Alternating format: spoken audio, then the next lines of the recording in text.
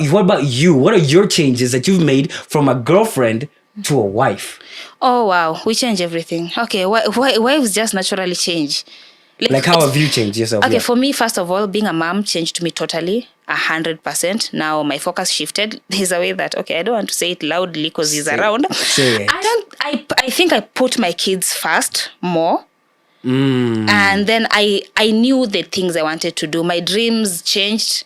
How much I've been fighting so hard not to be a wife and first be a girl. And that brings a lot of friction because you should understand at the same time that you're supposed to be in that home, taking care of that home, but you're trying so hard to stretch. Like, I want to be a girl.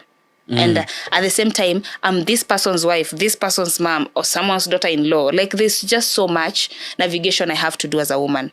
And that changed. Do you think marriage is a duty more than a relationship brand? Do you think it's more of a duty? I want to know. I just want to understand. Do you think marriage is more of a duty that you must, like there's things that you must do rather than just a touchy-feely relationship brand? It's a duty.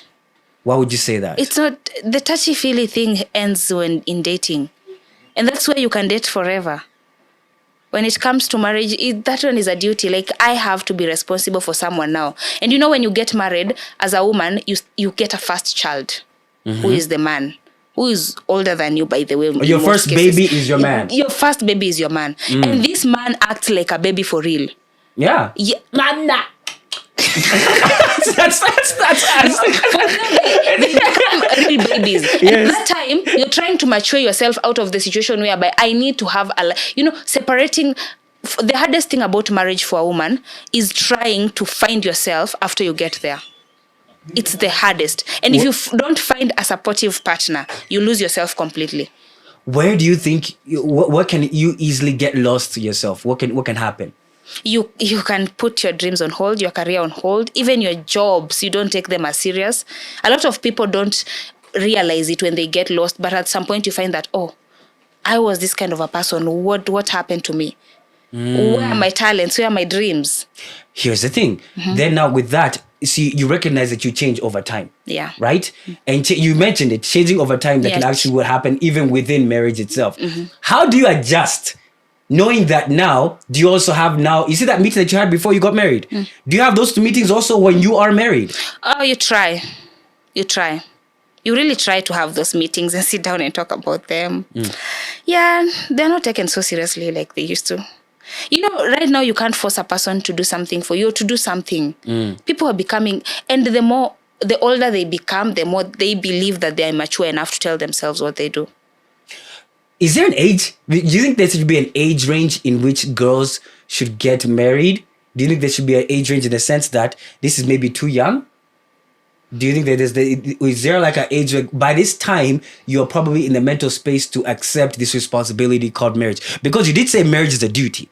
So then now, being a duty, not everybody is able to handle that duty. Correct? Okay. Yes. So then now, do you think there's an age range? Okay, I know people might throw stones, but any guy below 28 years, please just stop. Don't even think about marriage.